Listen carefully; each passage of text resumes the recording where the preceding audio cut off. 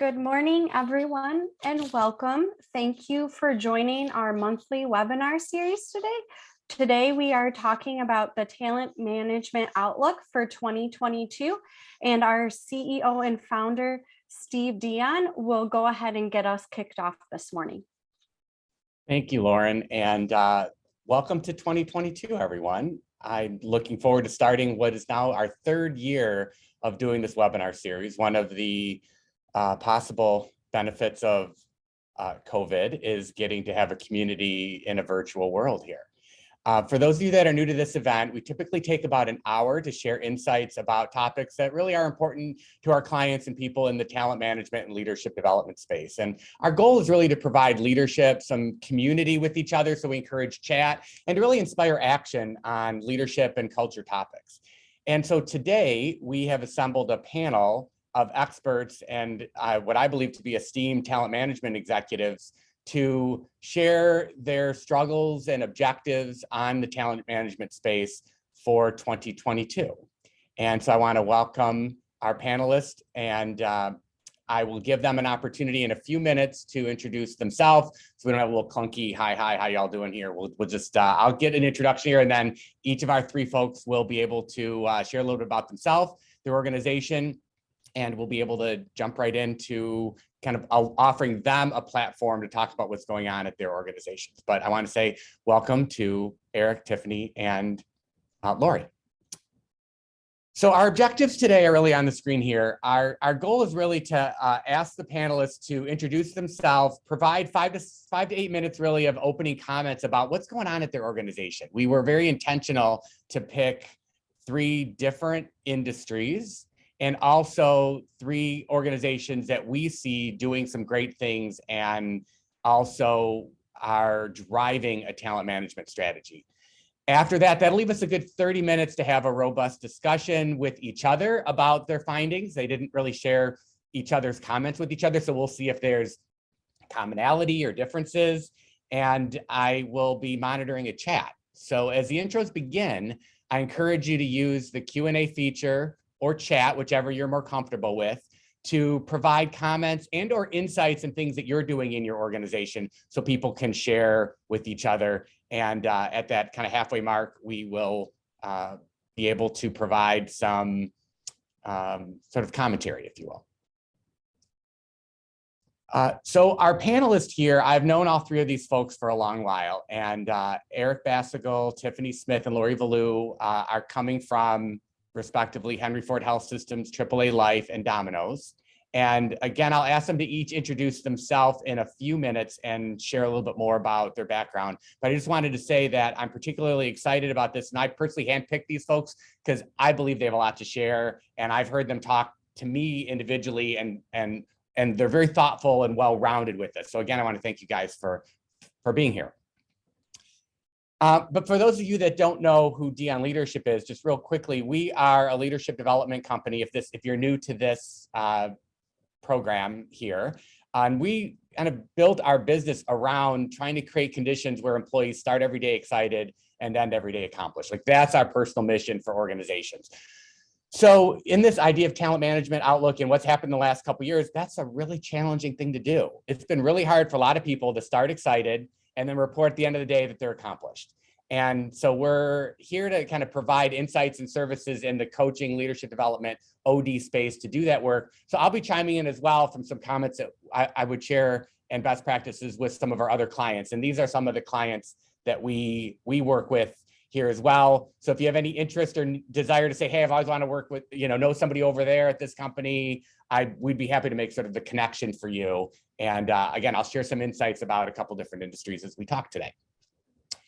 So to get us teed up, I wanted to first frame what we mean by talent management. So for the purposes of this discussion, we're seeing talent management as the areas of recruiting and onboarding, goal alignment and performance management, comp and benefits, learning and development, workforce and succession planning, and culture and engagement. You might use different terms in your organization, but in generally, we're talking about the whole life cycle of the employee relationship and all of the spaces from recruiting all the way through culture and engagement.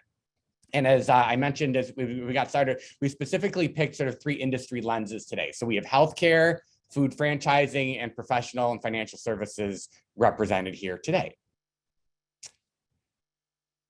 So to get us kind of in this headspace, I wanted to share some data about what we see going on. And I'm going to put these all on the screen here right now. So, I would say, almost everybody has heard of the Great Resignation now. Somebody could be out of the workforce. I was thinking, my father-in-law who's been retired for 20 years, if I told him that term, he'd probably say, yeah, I've been reading about that. As we were getting together as panelists today, we're talking about 60 Minutes even showcasing this as a life issue as they do their weekly news reporting. So talent problems have become business problems.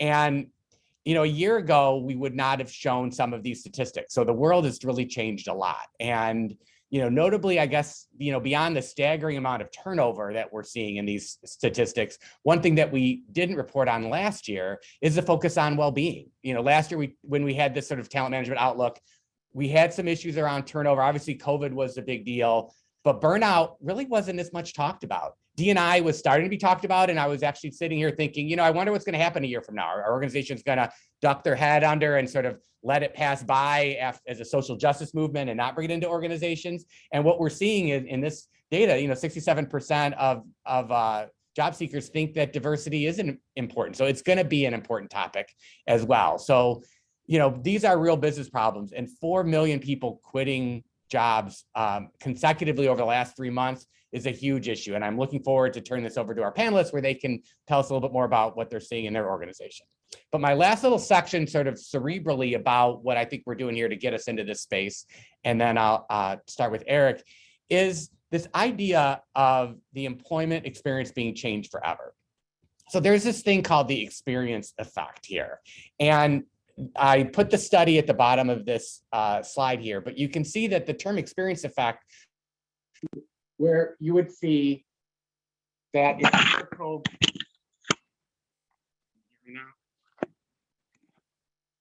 that those that have experienced life personal events through themselves versus hearing about it change the way in which it drives how they behave individually. And what's on the slide here is really thinking about the 1930s stock market crash. So for those that experienced it directly, it changed their behavior, not just for a few minutes or a few weeks or a few months, but for decades. People not putting money in banks, people hoarding things at home, people, changing the way they ate.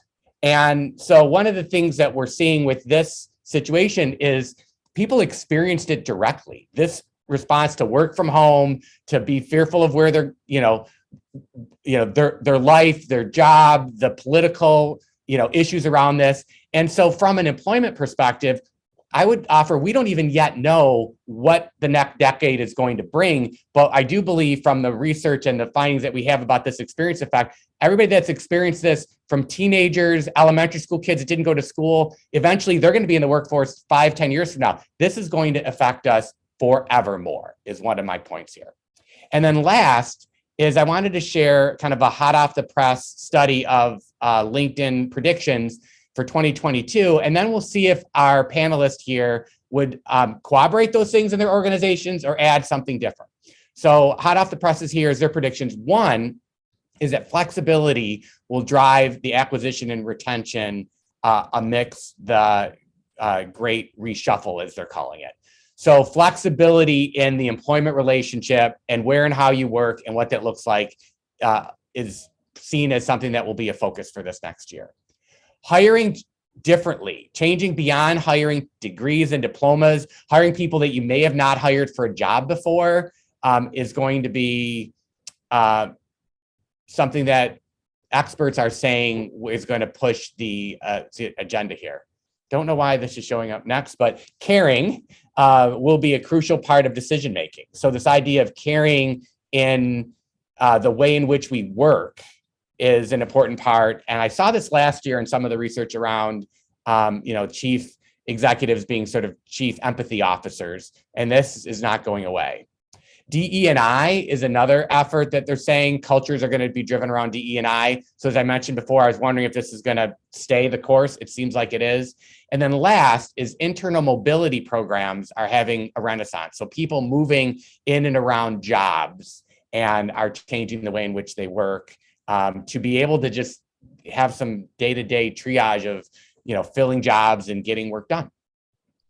So with that, that gives us a quick sort of 10-minute intro. And now I want to hear from our panelists. So I will take the slides off the screen and I'll start in just an alphabetical order. And Eric, if you could do an introduction and get us started.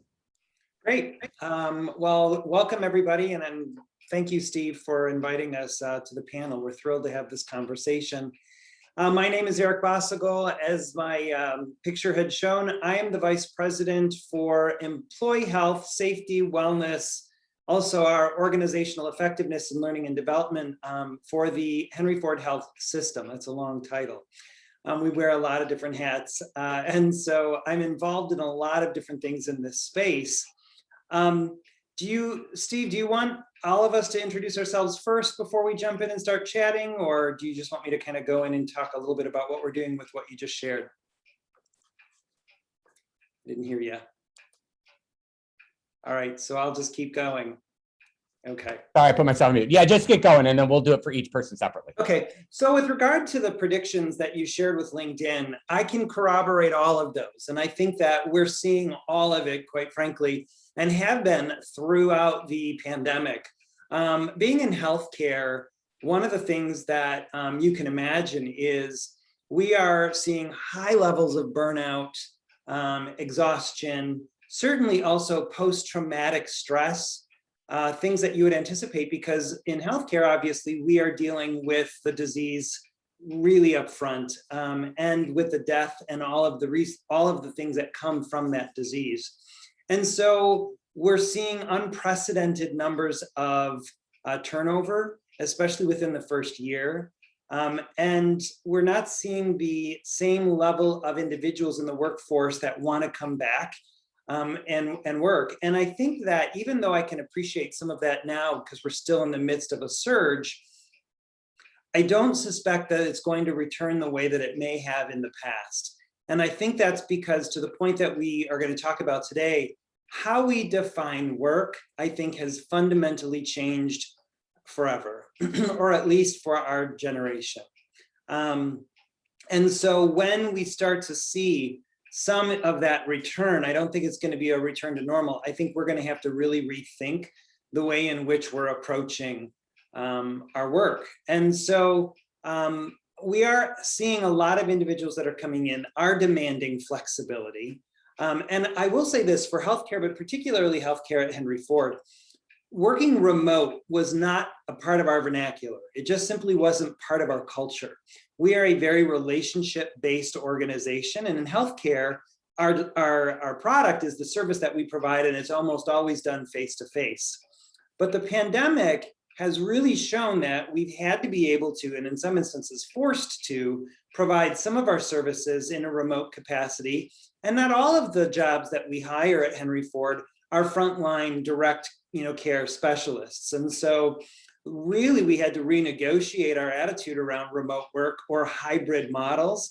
And so we're seeing the emergence of all kinds of flexibility with regard to the way in which our team members are working today. And we've had to quickly pivot to, one, become culturally more sensitive and comfortable, but to also try to skill up our leaders to be able to maintain productivity measures or engagement measures during a time where you might not have so much direct face-to-face contact with your employees. And so that's been a huge shift for us, but one that's really been critical and necessary.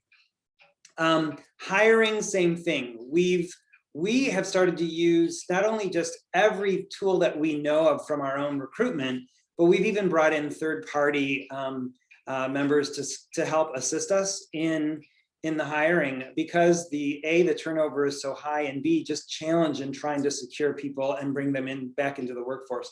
You'll hear in some of the healthcare arena, we haven't had to do this yet, but in some parts of the state where they've actually shut down hospitals within an organization, within a system, to redeploy the individuals that are working at that hospital into the other hospitals just because they were at such shortage. And so you're seeing some real critical things being done in an attempt to try to keep the ship afloat and to keep services flowing to the patient. One of the things that you mentioned too, Steve, was around going beyond degrees and diplomas.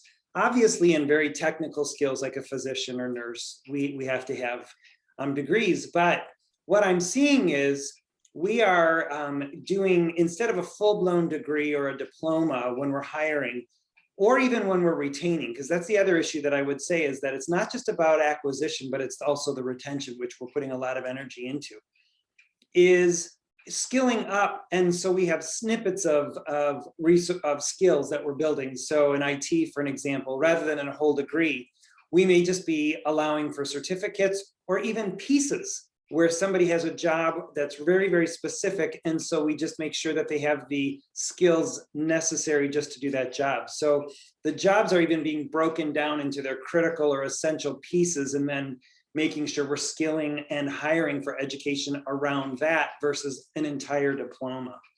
I'm trying to think of some other things that I can share with you. Our the DE&I work that you've mentioned, Steve, very, very critical. Henry Ford has always done a lot in the space of DE&I.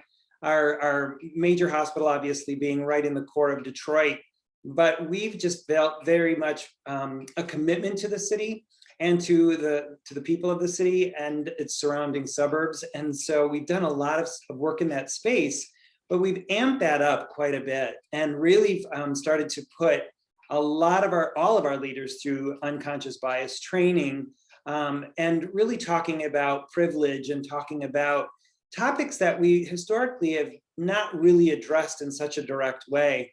And then the other things we're starting to do is create listening sessions where we're pulling groups of leaders and team members together to start having really uncomfortable sometimes, but critical conversations around the DE&I work and how do we start to become more comfortable and more sensitive.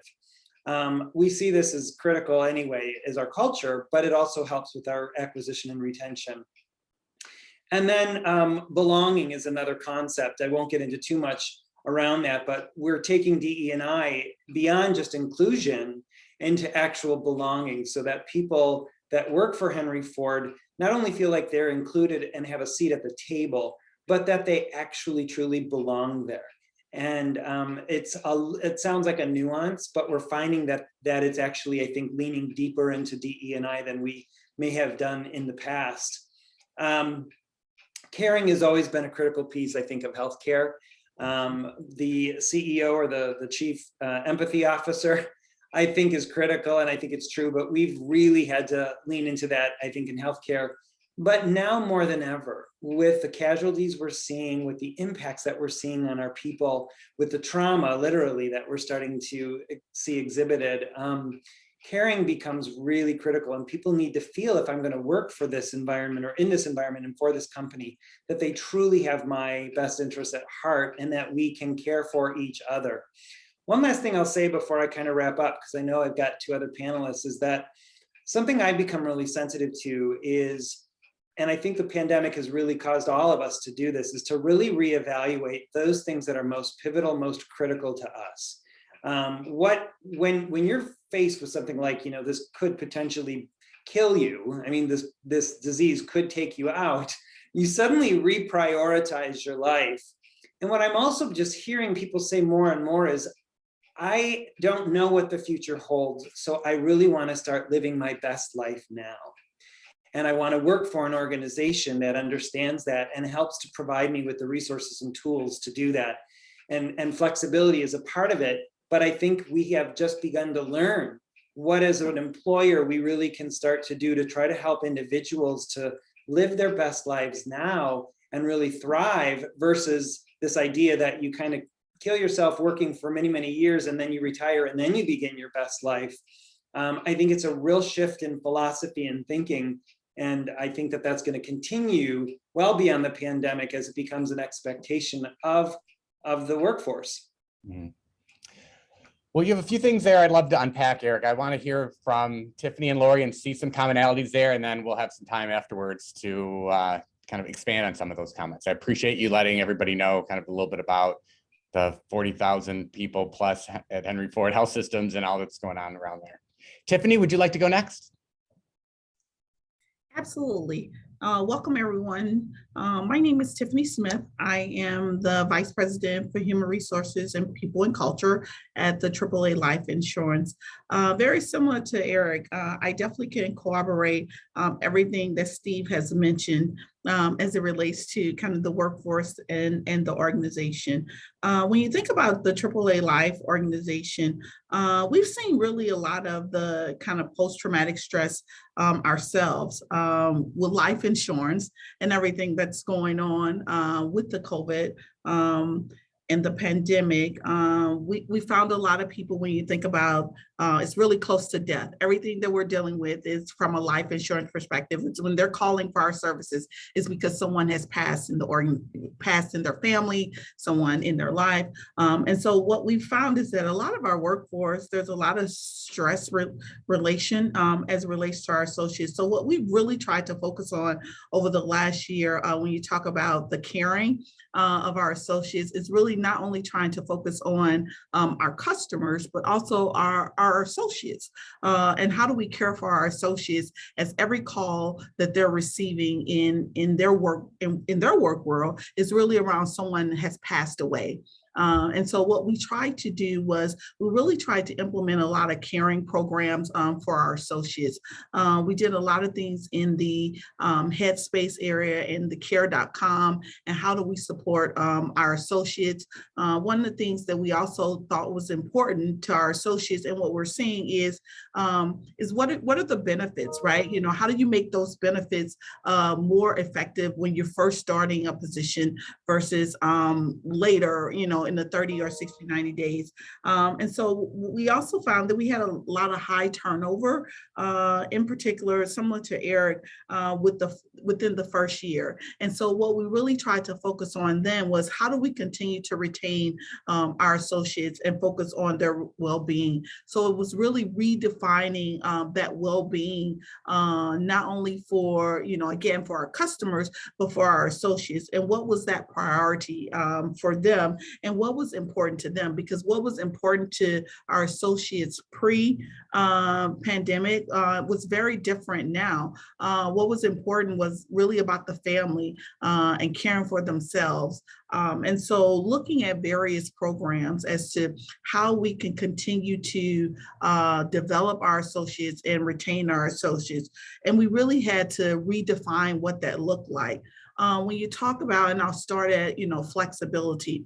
Flexibility was something that we were actually just starting to initiate in the workforce. And so what we found is that we had to be flexible with all of our associates. And what we did was we actually created a follow the sun mentality, right? We allowed our associates to move to various parts of the US as long as they were in a place where you can work and do your job. Now, of course, there were certain positions that you had to be in Michigan or in Omaha where our locations were, but we really expanded where our associates worked. We actually doubled our work environment, and we really became a hybrid workforce. So we have people all over within the different time zones, and we call it the follow the sun methodology, and was really trying to be flexible with our associates. And we came up with various flexible work arrangements, 6 different flexible work arrangements that can benefit not only the business, but the associates. And that was really important for our associates and how they worked. It wasn't about what they were doing, it was about how and where they can do it from. So that flexibility with the follow the sun mentality and philosophy allowed us to really attract more talent to the organization in addition to retaining them. Very similar to Eric, we really had to think about how we hired differently. Originally going in, you had to have a degree for every position, but what we looked at is, did every position have to have a degree? Could you have the experience? Could you also have a certificate that would allow you to do certain jobs? And based on, how we attracted our talent, we also looked at third parties and really allowed us to kind of look at various options to how do we continue to bring in the talent into our organization. And when you talk about the workforce and the culture of the workforce, we actually, over the last year and a half, we actually initiated our D&I strategy. We started out with D&I. Last year in 2021, we added the E to that. So we really did some unconscious bias training with all of our associates. We actually are going through a series of trainings as it relates to unconscious bias.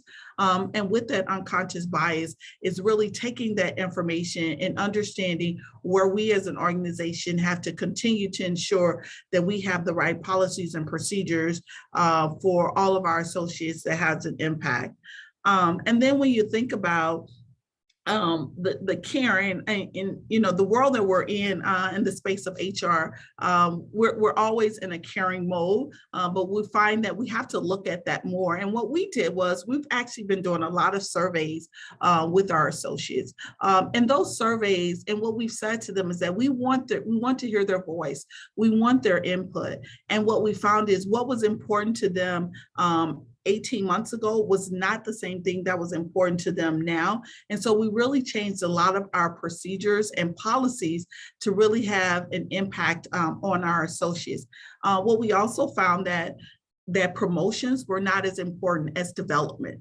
And so we've created a leadership program for leadership programs for all of our associates, working with Dion Leadership. We just completed in 2021 a director leadership program.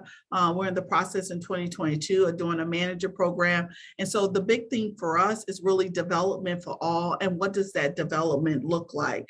And then when we talk about technology is really important to our organization. And what does that look like? So we've ensured that all of our associates have the capability to not only work from a laptop or a computer, but being able to work from their phones.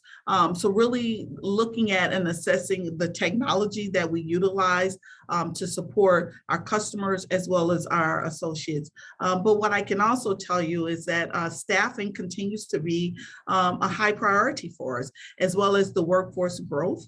And when you look at how the workforce is growing, we also have to look at what those staffing needs are. When I looked at our numbers, we hire 100 people over a year's period of time. And for us, that's really a significant increase. So our growth, we've seen a growth of about 50% in the organization, and as we continue to grow. But it's very hard to find the talent because what we have to do is a lot of our individuals do not want to come into the office to work. And so what we have to do is continue to come up with creative ways on how we are looking at obtaining talent. And what we found to be successful now is really that follow the sun and that remote hybrid workforce. So with that, very similar to Eric, actually, when I was listening to him speak, I felt like it was AAA Live. And I'm sure Lauren will probably have the same. So what I would do is I would turn it over to Lauren at this time. And again, thank you all, and I look forward to your questions. Thanks, Tiffany. Okay, Lori, bring us home on a third organization. Yeah, good morning, everyone. My name is Lori Vigneault, and I am the Director of Leadership Development over at Domino's in Ann Arbor, and actually came from the healthcare space. So as Eric was speaking, a lot of the things really resonated with me. I was previous to this role, the director of OE at Beaumont Health, and previous to that, actually worked on Eric's team many moons ago. So as he was speaking, and Tiffany, I think that there's a lot of commonalities. And Steve, even as you were sort of talking about projections for the future, really the future of work, I think that all of those are really in alignment and are things that we can really sort of grab onto. I think I'll sort of share a little bit about Domino's, because as I started here last year, I was actually surprised at the type of organization that it was. So probably like many of you on this call, we think of Domino's, we think of pizza, which makes sense. And it actually, I didn't even know this, but I guess that the first store that had opened up was over here in Ypsilanti in the 1960s. And today the organization has grown over the decades to include over 350,000 team members globally across 90 different countries. And so the business is super diverse. And I think that there's probably some commonalities there with healthcare, right? It takes all kinds of different roles and parts of the business to make this work, which is also a challenge, right? Because there are so many different needs and it's not a one size fits all approach. And so, we have a part of our business where we're own supply chain. So we have supply chain centers around the world. We actually have 2 in Michigan. So almost think of a business like an Amazon warehouse where they're getting all the doughs and the cheeses and all that stuff and putting it on trucks, and our drivers are taking it across to all the different stores. Domino's has grown predominantly as an IT company, which was really surprising to me. So we have this huge, we call it the DIG out in Ann Arbor, but it's like an innovation institute. And really, getting some things out there, working on apps. We were one of the first in the market before sort of Uber Eats to sort of be able to order pizzas online. And we're looking into sort of things like in the future, what are some different like technology options to give us a competitive edge in the market. And then really we have large corporate infrastructure, probably very similar, Tiffany, as you do at AAA, or Eric at Henry Ford, or Steve, probably really similar to a lot of the companies that you work for. And so we have all of these things going on, and really trying to figure out a large strategy for a large organization that's come together over the years, but then also being able to be really flexible and move quickly with the market, right? And so as we think about sort of predictions and trends, we know that in the last few years, like business has been moving faster than it's ever moved before. And so how do we not sacrifice our strategy that we've built that's brought us success in the past? How do we not abandon it completely to really be dynamic in this new world? And so flexibility really is the name of the game, I think. And as I think about, flexibility, you can think of it in the traditional sense of sort of hybrid work environments, working remotely, things like that. But I think that, some of the strategies that we've started to apply are really looking at flexibility in some of our models. So as we define leader competencies, for example, is it a list of 5 static competencies that we have, and then 2 years we're redefining all over again because the business has changed? Or do we step back and say, maybe it's about creating some strategic buckets, right? We don't know exactly what the world is going to look like next year for us. So maybe we know that long-term relationship building is always important. So maybe that's a bucket. And we throw in some competencies based on our needs assessments and where we are today. But in 2 years, some of the competencies inside that relationship building bucket, or the change management and transformation bucket, or a business acumen bucket can change, and some, depending on importance, can filter to the top, and others, as you build capacity, could sort of filter down. And so as we see things happening, as we have really this idea of the Great Awakening, as we see diversity and inclusion really bubbling up as important things, can we sort of move those competencies to the forefront for certain years and not have to abandon our whole model and abandon sort of the value that strategy gives large organizations like our own?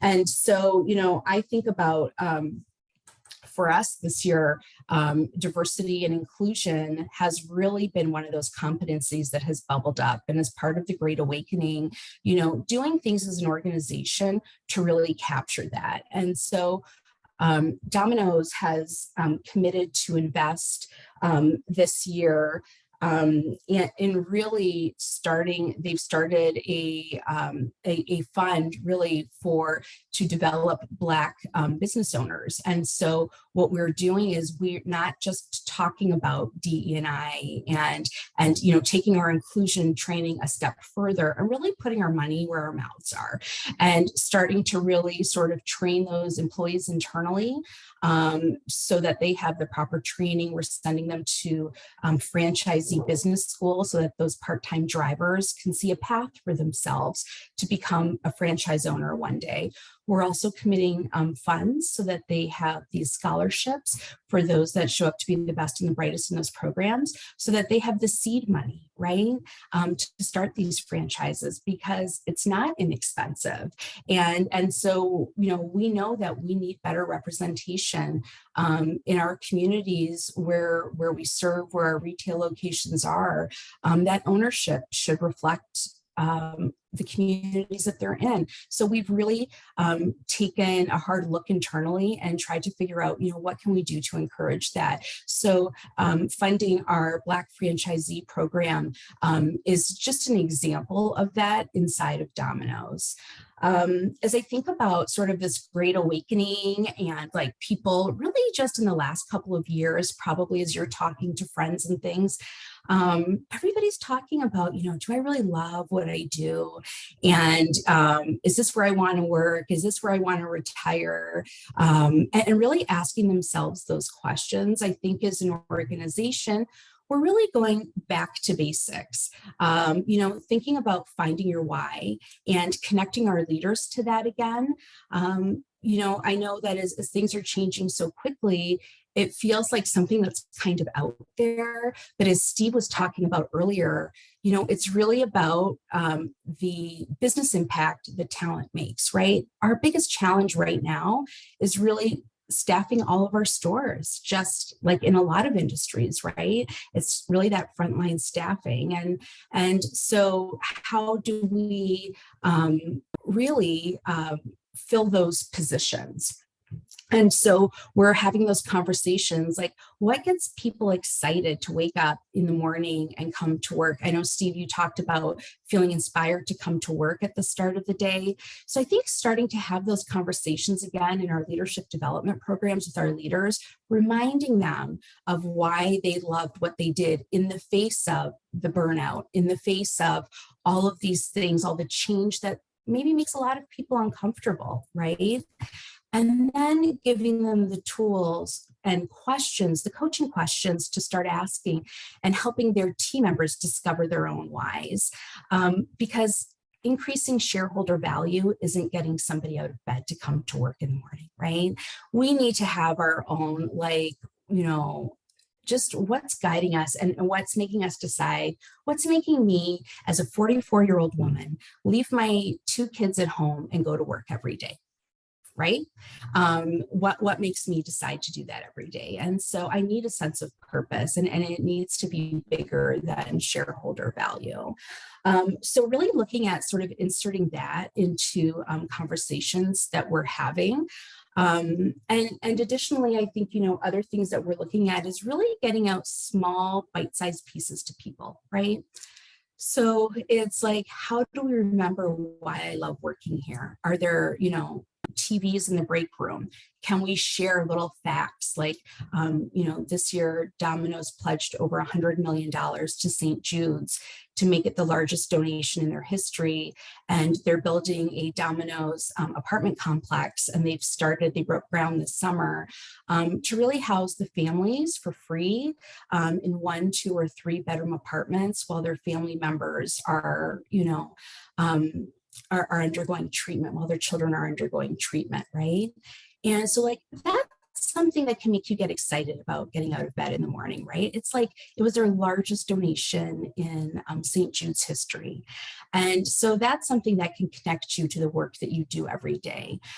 So looking for opportunities to sort of share those types of things. I know as organizations, we always spend a lot on external marketing, but really a focus on redefining that employee value proposition. And how do we, is it through posters, reminding people of why this is an amazing place to work and seeing where people can connect?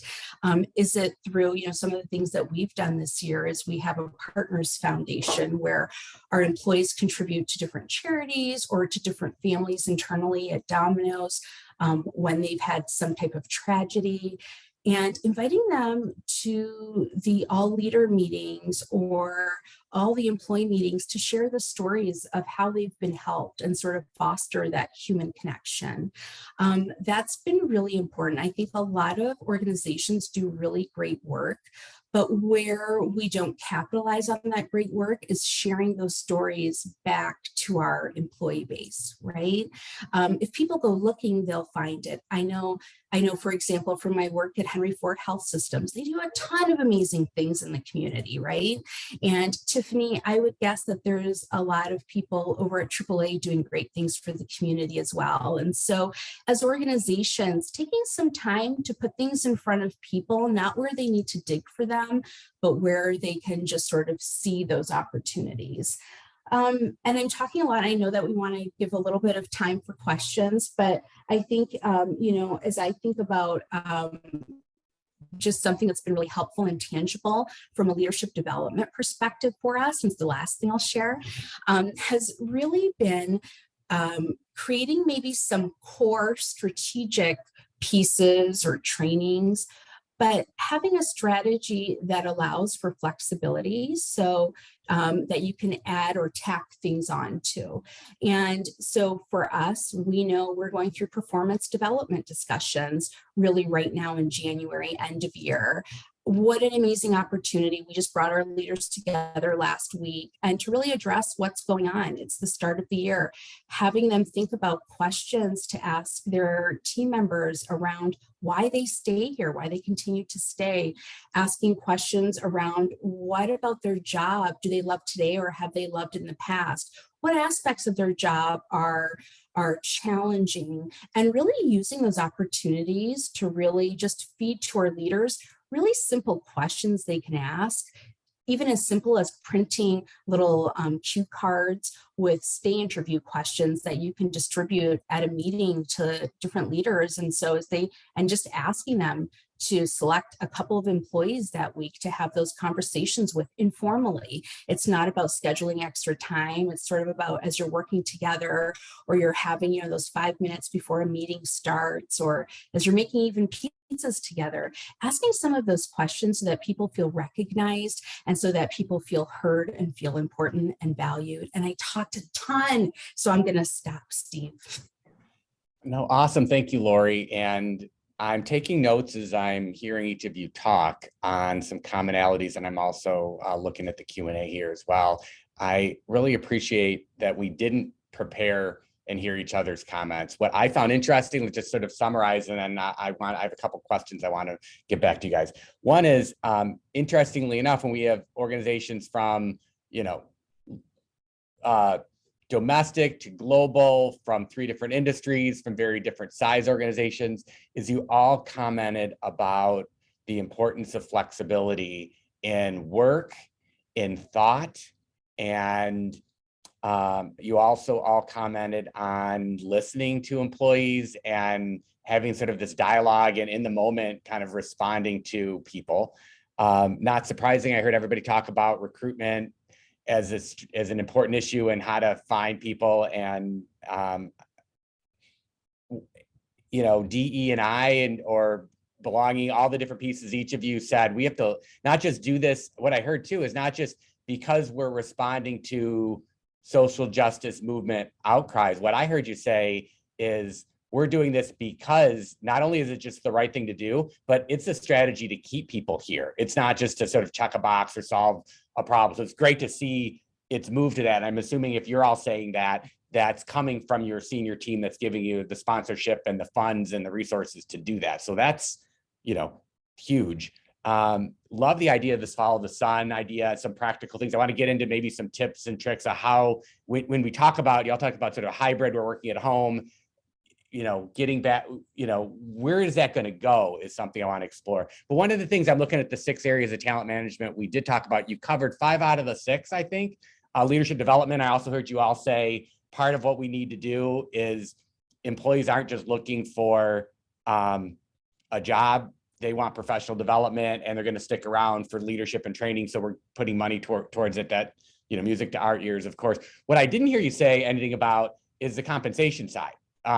So maybe we could start with that question. I've got 3 or 4 of them, but are you having any specific compensation change strategies? I know some organizations have said we made a whole change of, bumping everybody up, or some have said we don't need to do that, but we're putting our dollars towards leadership and OD and say to be here, that's what people really want. It's not going to be in money. So let's start with that. Who would like to comment on their compensation strategies as it relates to talent management for 2022?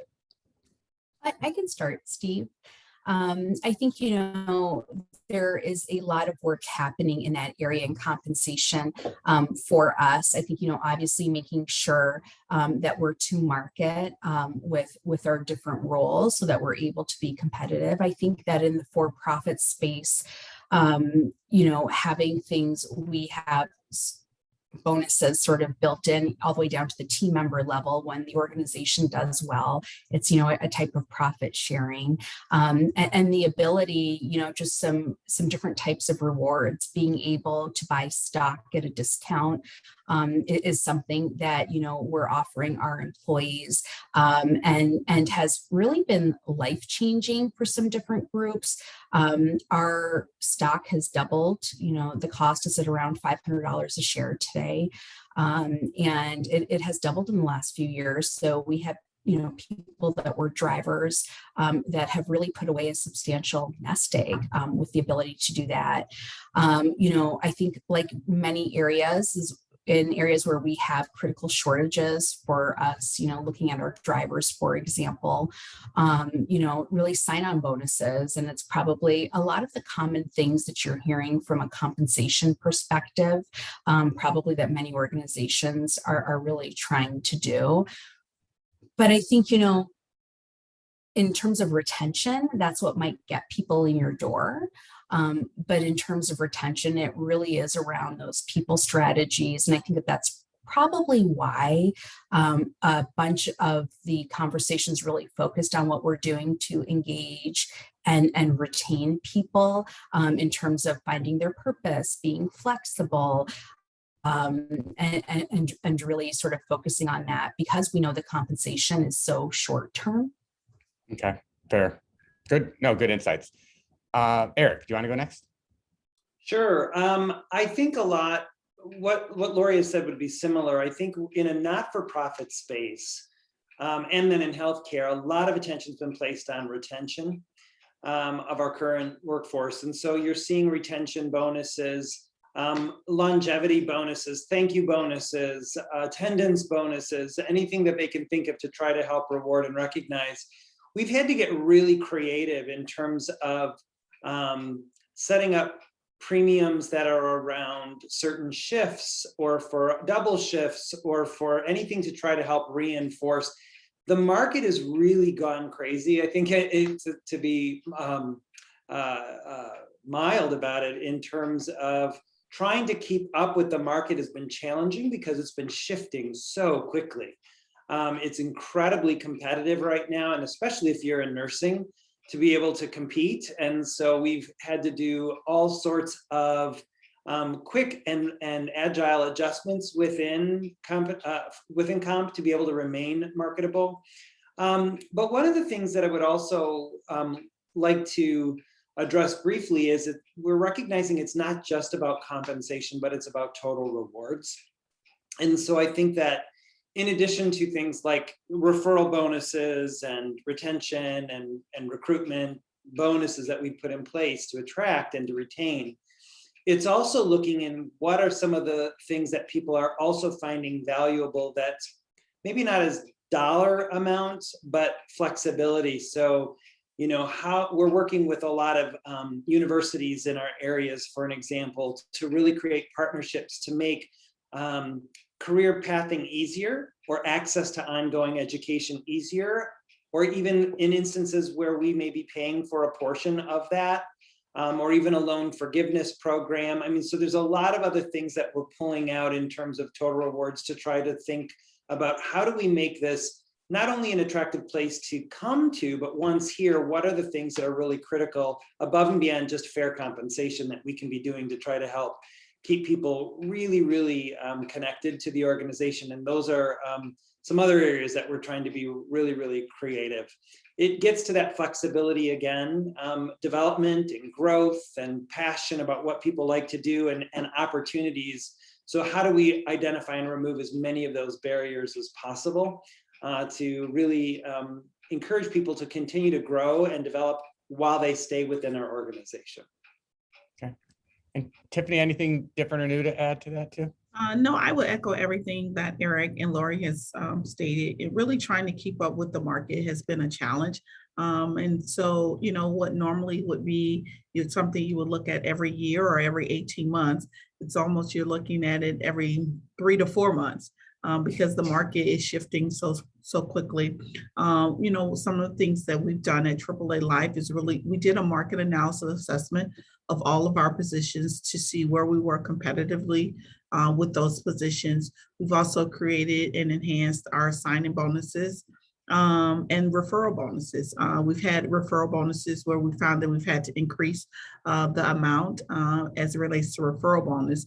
And when we talk about benefits, I had mentioned earlier that, historically you find that when you start with an organization, your benefits may not kick in until, 30 days after you start. We started where your benefits are effective immediately on your first day. And we found that to be helpful in our attraction of talent to the organization. And then when you think about the retaining, which is also important, that's really where we looked at the market, not only from an attraction standpoint, but for retaining, ensuring that our salaries were competitive with the market and with the industry.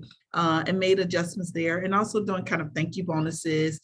And we've also come up with, I mentioned we partner with Headspace and care.com, because in some situations, it's really not about the compensation. It's about the support that the associates may need outside of work, and just partnering with them to come up with programs that will assist our associates who are working remotely at this time. From daycare, having the support to be able, when you have children that are at home, what support do they may need. So I think those resources have been available and are available to our associates and have really been beneficial to them. Awesome. Gosh, we could do this all day. I got 1,000 questions. I probably only get 2 more before we have to close up. I guess the area that maybe I'll pivot to that's something a little bit different is the role of your senior executive team. Strategy wise, what's on their minds? You guys are creating programs and policies within the talent management and HR space. How do you get, where are your senior executives? Do they really understand this? Are they all in? What are the conversations you're having, or how are you getting them as educated on, the quick changes in talent management that they're focused on their other areas of technical responsibility? So, Tiffany, you want to start since you were last up? Absolutely. So one of the things when you think about our senior leadership team, we actually next week we're headed into an offsite and really to stay focused on, and we're not looking at it from a year plan. We're saying what's our 30, 60, 90-day plan as it relates to the organization, not only from a business perspective, but also a people perspective. What do we need to do different? What have we seen, in the market, in the industry, that we may need to shift our people focuses, as well as, our operating principles. We've developed our operating principles. We understand what our purpose is from an organization standpoint, and what we have as a foundation, and how we may need to transform that. So we have our transformation that we're looking at, and just really evaluating. We evaluated, do we have the right mission? Do we have the right vision? Are our values correct? And then also reassessing, our operating principles, and our leadership principles, the right principles. And so what we've said is that, yes, we have the right operating and leadership principles, but what does that mean to us? What does that mean for the organization? One of the things that we're also looking at and doing, in the process of doing, is really a culture assessment. Our culture assessment, we haven't done a culture assessment over the last 2 years, and your culture is very different when the majority of your organization is remote working, hybrid and remote, versus when they're all in person. So really now in the process of assessing, what is our culture, what is our needs? So our leadership team is really engaged, not only in the operations of the business, but as well as the people focus. Awesome. Okay. Laura, you want to chime in? Yeah, I was going to, let me scrape my hand down here. I was going to say that, as you talked about sort of what senior leadership's take on this, and sort of, are they supportive? I think right now there is such a large focus in operations, and I think there is such an acknowledgement of the importance of human capital. I think across industries right now and across organizations, at the end of the day, we all need people to sort of achieve our missions as organizations. And so I think in the space of like leadership development, learning, OE, we have such an opportunity right now in a way that we've never had before. So in the past, you may have had to really brought along a ton of stakeholders, taken a year or two to get a program launched. And then if something operations wise sort of came up, it was sort of like pushed to the side, and it's like a nice to have type of thing. And I think now senior leadership really understands the value, and this is such a great time. I think all the ideas that we've had over the years, but maybe have not always had support for, is really, the leaders are like, just help me, right? And so it's not about us going in a back room for 6 months trying to figure out a strategy. When I think about my own purpose and it really being empowering leaders to do their best work every day, and empowering others in the organization, what a great opportunity to say, hey, next week, let's get in front of the leaders and let's talk to them about how to have stay interviews.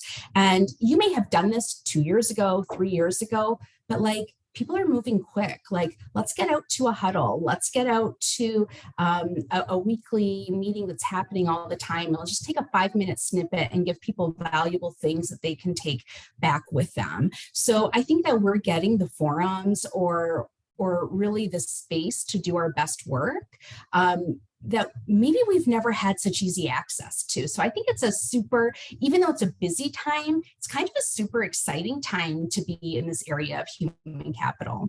Yeah, no, that's a great observation and rally cry, and for everybody, like, use this moment wisely, because we have the ear of people. So let's use it. Eric, we've got about a minute left. You want to?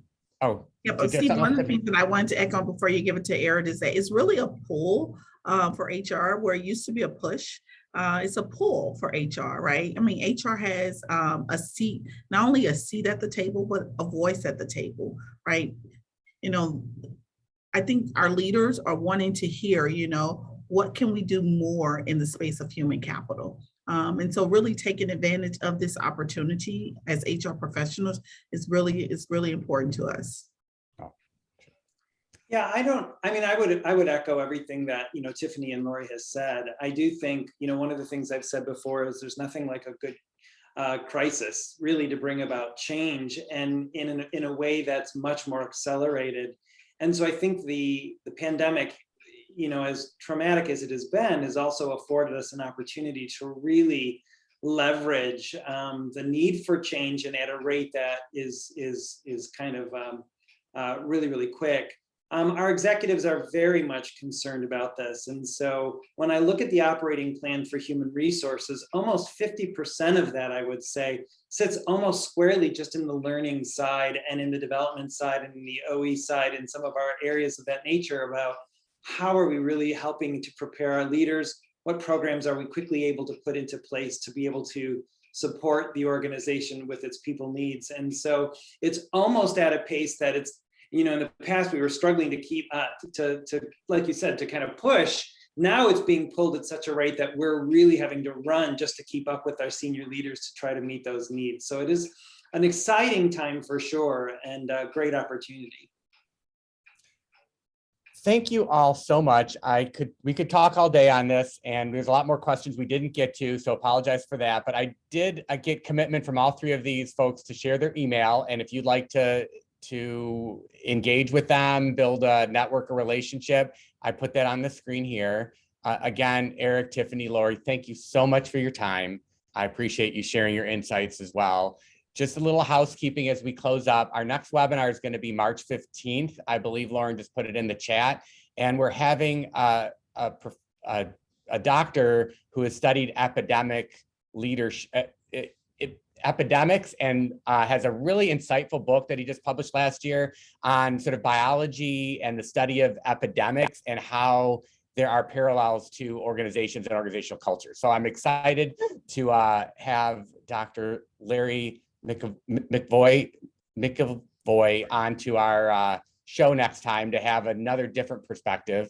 Last, I've had some people ask about our coaching study. We did publish our coaching study this last year, and for those organizations that we work with, we asked questions about coaching and put an output report and study. So I wanted to put that right in the chat so you can get right to it and get a download of the PDF. If that's of interest to you as you think about leadership and OD, would love to talk more about some of the other questions that we had here around, competencies and leadership programs and things, but we'll save those for future webinars. If you have any other topics you'd like us to talk about, please send those to us as well. And with that, I will close it and say thanks again to our three panelists, and Happy New Year, everybody. And we'll see you sometime soon. Thank you, Steve.